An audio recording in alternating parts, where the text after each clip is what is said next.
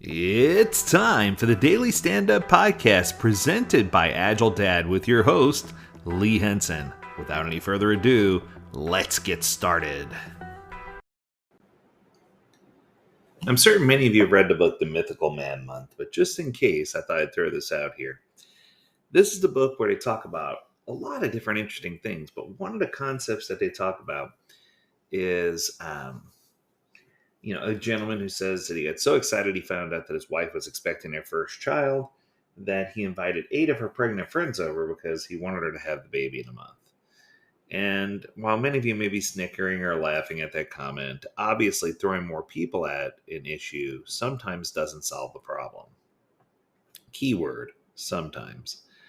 When it comes to trying to drive up team productivity, uh, solving persistent problems, or delivering products faster, sometimes adding more people isn't the right solution. Sometimes it actually exacerbates the issue. Particularly if you're behind schedule, under a heavy deadline, it tends to be counterintuitive, uh, but it is true. And there's a difference between just throwing more people at it and swarming to deliver a limited amount of work in progress. So let's get into this because I think this is going to prove to be interesting. Let's look at why. First off, as we all know, teams are asked to build complex, interconnected systems, right? Whether it's software, hardware, it doesn't matter what it is, products, services. Everything we're asked to build in most cases is complex and interconnected somehow. It takes time for new team members to get up to speed and become meaningfully productive.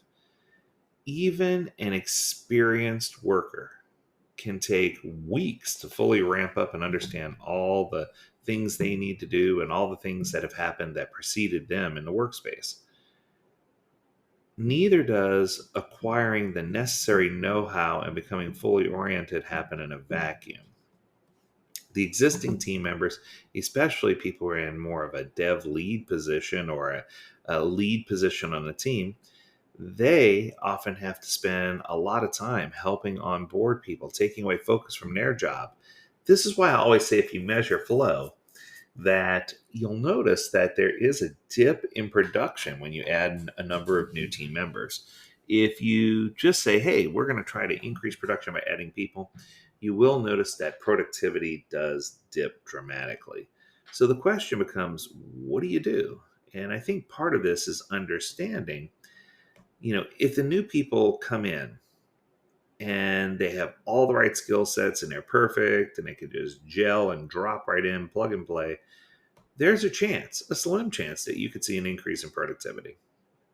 But oftentimes that increase in productivity is short lived because perhaps even though that person has the right skill set, they may not do things the same way as other people have done them on a team or the way that the organization culturally finds it acceptable. So you'll notice that issues will increase or people will start unintentionally making what I call negative contributions. They're not necessarily introducing things that are going to cause rework, so to speak, but they're just not introducing things in a way that are impactful and in line with the way that the team does work. So the bigger the team gets, the more unruly it gets, and the harder it becomes to manage. Lines of communication get stretched. Coordinating the right work becomes a challenge. It just becomes overly complicated. And now let's fast forward to the work from home, partial work in the office environment that's sort of come around now.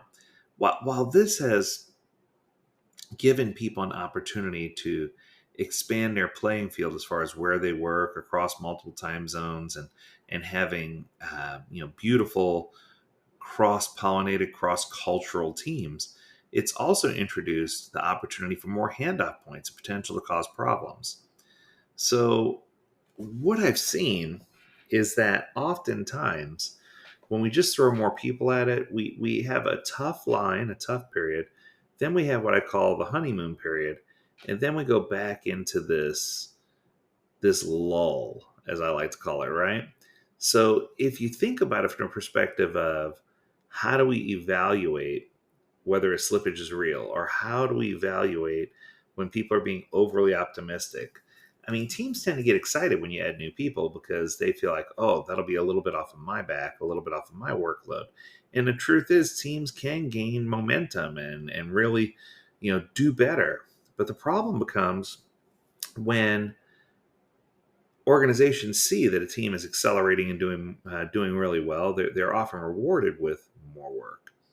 So sometimes, on top of that, the people on a team who know the most don't like to be transparent about individual deliverables and about what they're doing and how it's working because they don't want to show that they can't do their work and help uplift someone else or get someone else up to speed. So then forecasting a reliable timeline becomes nil. Schedule goes away, predictability goes away, and people just start suffering because now more work is piled on, more people are added. And when you increase both sides of the funnel, the amount of flow actually reduces through the pipeline. So it creates lack of communication, misconceptions, misperceptions, all kinds of different things that happen. And you start feeding this the hidden factory, the invisible factory, where you start making the same mistakes over and over again. You start not getting people the information that they need to make credible decisions. Business starts to suffer because they're not in clear alignment with the goals or necessities of the key stakeholders and targeted consumers. So you need to bring things back under control. And I think that there are three keys to bring it back under control. The first one is if you've added a whole bunch of work and added a whole bunch of people, you need to go back to the front end of that pipe and reduce the flow of work back to what it originally was. Now, this sounds weird, but when you reduce the flow of work back to what it originally was, that means that you have a similar amount of work that you had before and more people to do it, which means that if people swarm to do the smaller amount of work, that you can actually get things delivered faster with higher quality.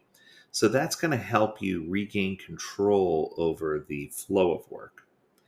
The second thing that you can do once you have regained control over the flow of work is identify where the bottleneck exists. Is the bottleneck an educational bottleneck? Is it a communication bottleneck? Where's the blocker and how do we break through, right? And I think that sometimes it's just, for lack of better terms, that maybe the backlog needs better hygiene. It needs to be processed better or have information that's more clear for the team to be able to make it easily consumable. Other times it's just barriers between teams or people being borrowed to work on specific things because of a skill set they have.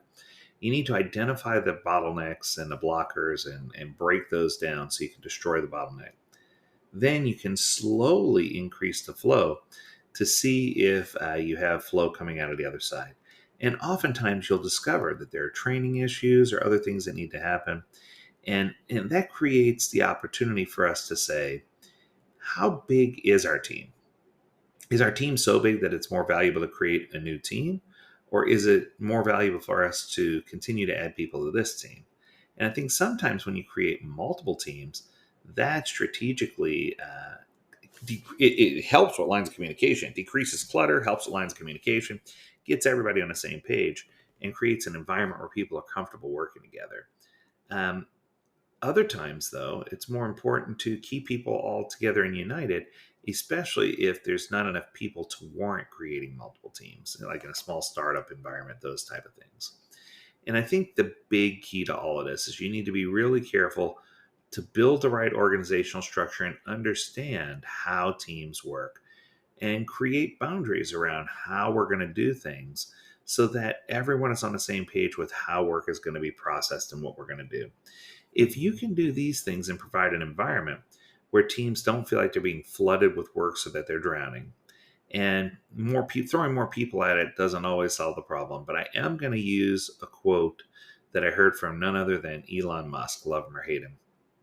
He said, at the end of the day, somebody's got to lick the stamp. And what that means to me is that at the end of the day, if we're going to deliver something, the stamp has to be licked or else it's not going to go to post. And even though it's a thing no one wants to do, and even though some people consider it the dirty work or the underpinnings, even if you're adding more people, Sometimes it's better to swarm and engage and get all the work done, including licking the stamp, because the last thing I want to do is take my highest paid individuals and pay them to lick the stamp. I mean, yes, they can do it.